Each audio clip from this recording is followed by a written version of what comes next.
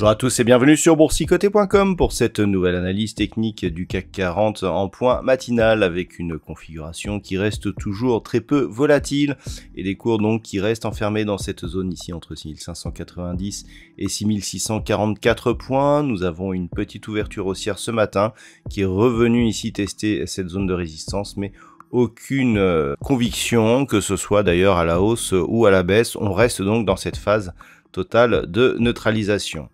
Du point de vue des indicateurs techniques, eh bien, on est sur une configuration où on acte ici la perte de dynamique. Les histogrammes du MACD repartent en dynamique baissière avec très peu d'amplitude, hein, donc ce qui veut dire qu'on a très peu de conviction ici sur cette tendance. Le RSI, quant à lui, reste en zone de surachat. Pour l'instant, on reste donc, du point de vue de cet indicateur et d'un point de vue un peu plus moyen terme, sur une conviction haussière, donc sur cette configuration. Alors, bon, cette séance, elle évolue toujours en fonction des mêmes paramètres, à savoir un dollar qui continue à baisser. Hein. D'ailleurs, on a une belle hausse de la perte de devise euro-dollar ce matin et on a une belle hausse de tous les actifs cotés en dollars. Et donc, on est toujours donc sur une perspective de ralentissement de la hausse des taux du côté des États-Unis.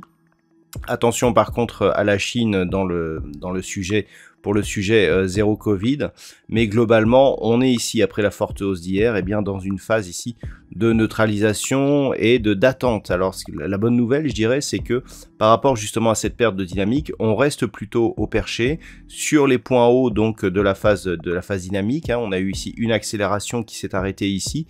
On est directement arrivé ici dans cette zone de range et depuis on se stabilise. Le fait qu'il n'y ait pas de consolidation en soi est déjà un signal de force puisqu'il n'y a pas de, je dirais, de force d'attraction pour un retour ici vers les moyennes mobiles par exemple. Alors cette configuration donc elle reste fortement haussière.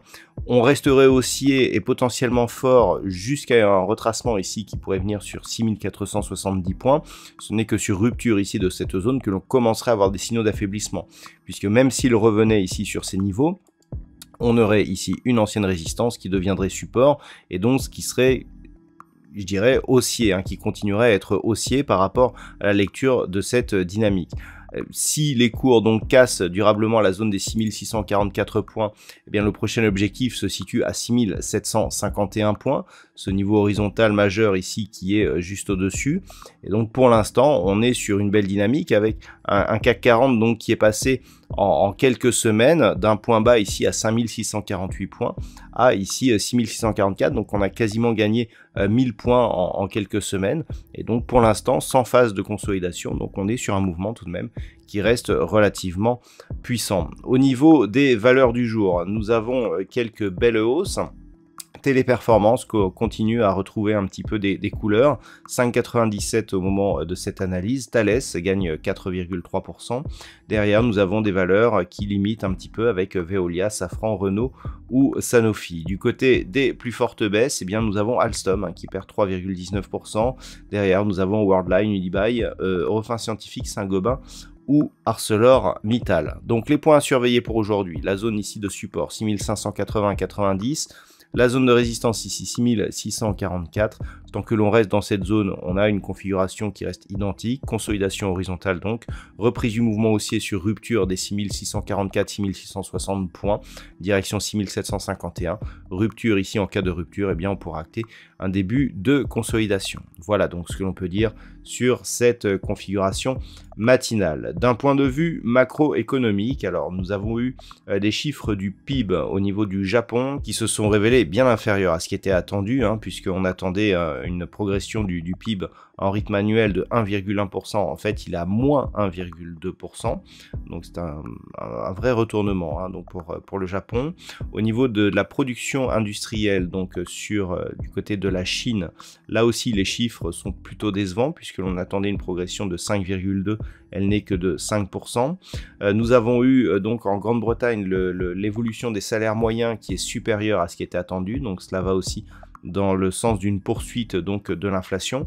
À 11 h, nous aurons l'indice ZOO qui définit le sentiment économique en Allemagne, il est attendu négatif.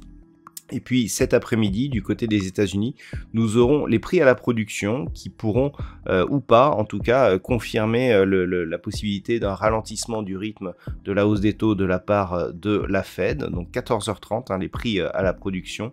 Et puis ce sera tout pour aujourd'hui. Voilà donc ce que l'on peut dire ce matin. Je vous souhaite une bonne séance. On se retrouve dès ce soir pour toutes les autres analyses techniques du site boursicoté.com.